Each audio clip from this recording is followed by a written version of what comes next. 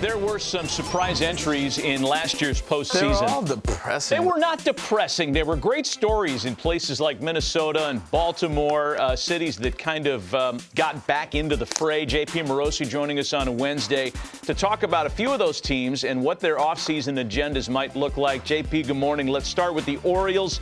I think we'd all agree their starting staff fell a little bit short in October. Is that a point of emphasis now in the winter? It is indeed, Matt and Anthony. Good morning. I wonder if perhaps one of their top priorities might be a former teammate of our last guest, Liam Hendriks. How about Dylan Cease with the Baltimore Orioles? When you think about what the White Sox are looking for, and we know that Dylan Cease is available, the White Sox with Chris Getz and Josh Barfield now running the baseball operations decisions, they would like to get some younger talent into that organization. And if you're going to talk trade with anybody, one of your first calls has to be Mike Elias and the Baltimore Orioles because of all of their good young position player talent, not all of which is going to be able to play at Camden Yards this year. And of course, if the Orioles want to make a trade for Cease and or look at the free agent market, here are some names still available. I would also add to that list on the right-handed side, Michael Lorenzen. We'll get into Lorenzen, I know, later on in the show, but there's plenty of starting pitching out there. And I think for the positive side of the Baltimore Orioles, Matt and Anthony, that when your prospects are that good, you can perhaps even avoid having to spend those big dollars in free agency because you have the currency and prospects to trade for someone like Dylan Cease. Well, Dylan Cease heading to Baltimore, man, White Sox fans would it would be so dadgum mad. Let's talk about one of the White Sox rivals in the AL Central, a division that I think is wide open going into 2024, and that's the Twins. Where is their offseason focus? Wide open indeed. And Matt, I would say their focus has to be replenishing the quality innings they have lost just in the last several days. A Cy Young finalist in Sonny Gray. They're wearing his new Cardinals hat. Look at those innings that they've lost, 184 of them with a very high quality ERA of 2.79. And then Kenta Maeda, he was above 100 innings with a whip that was comparable to Sonny Gray. So you add that up, it's almost 300 innings to replace. The positive side, though, for the Twins is that the emergence of Royce Lewis, they've already got Carlos Correa there. Edouard Julien has come on. So they like their position player group. They may actually be able to move Max Kepler for some young pitching in return. But I would mention this. Derek Falvey is known for his acumen in evaluating pitching. And yesterday on this show, we talked about the likes of Frankie Montas and Hyun-Jin Ryu. A lot of maybe not necessarily sure things on the free agent pitching market, but there is enough supply there that when you combine the available pitching, Jack Flaherty is one more name, and the way that Derek Falvey looks at pitching, I think he'll find some really strong bounce back candidates to fulfill those innings on the free agent market. A team that fascinates me is the Marlins, because I could see this team with the pitching that they have, the frontline pitching that they have, really making a run. Where do you see them going? Because they have some nice young pieces, even on the position player side. This is a great organization that could really just completely change that NL East next year.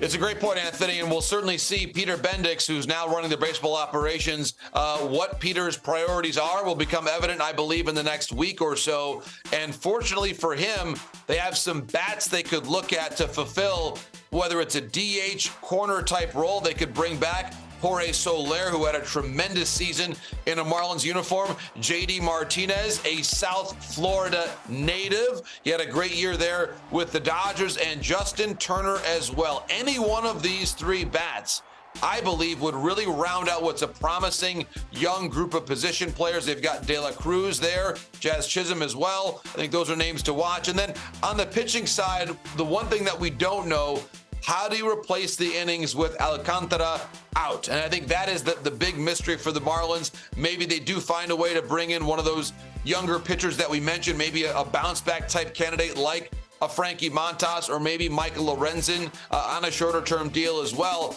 All possibilities. I would also mention Max Meyer, who was a draft pick there in 2020. He missed some time due to surgery. The Marlins expect Max Meyer to be able to impact their major league rotation in 2024. Let me while we have you here, and this was not a postseason team last year, but I don't know that we've ever gone this far into the hot stove season without talking about the Yankees. We haven't talked about the Yankees since the beginning of the playoffs. Look, beyond injury and underperforming contracts, and in my mind, those were the two biggest culprits to their less than desirable finish. What next for the Yankees? Everybody wants to put blame on, oh, it's Cashman, oh, it's Boone, oh, it's the coaching. It's not. It's the players. So what do they do to that player roster to restore that brand? Well, Matt, I'll begin with a name that we've talked about a lot here in recent days, Yoshinobu Yamamoto. And we know that he's been posted. The Yankees, I keep hearing from sources, are one of the top suitors for Yoshinobu Yamamoto. And candidly, they need him. We saw him succeed and pitch at a high level in the World Baseball Classic. There you see some of the video of his start against Team Mexico. Let's remember where the Yankees are. And there he is, of course, accepting his award, the three-time reigning champ of the Sawamura Award. What a beautiful trophy that is. He is, Matt and Anthony, one of the most decorated pitchers we have ever seen come over from Japan to the U.S. Think about this. He's the first pitcher in more than 60 years to win 3 straight Sawamura Awards. It's the equivalent of the Cy Young, but also with some citizenship and off-field criteria added, and there's only one. There's not one for the Central League and one for the Pacific League. There is one for all of Nippon professional baseball. He's won it 3 times in a row. Shohei didn't do it.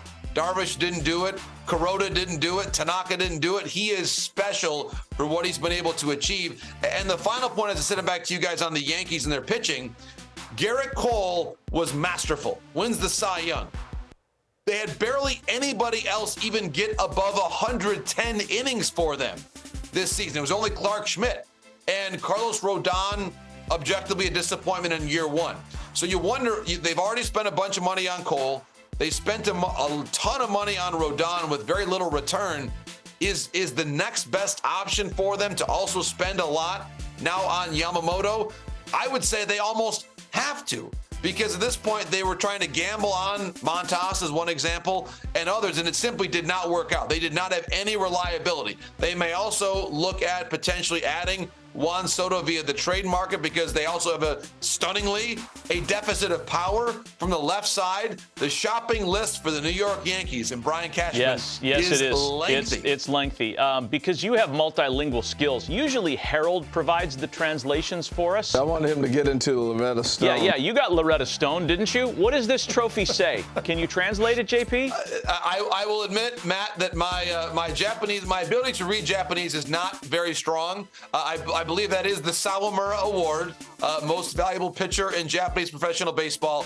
But I would not be able to give you the exact translation. There are many of my great colleagues that I've covered baseball with. I tell you this, I covered the Mariners in 2005, and I learned a lot about Japanese baseball by covering Ichiro, but I did not learn, sadly, the Japanese language enough to be able to translate that for you live Well, on that the doesn't make any sense. No, I'd be willing to bet at least his name's on there too, right? Like, we can make that assumption. So we can probably figure this out. We're going to give between the three of give us. you a few minutes to get to that translation.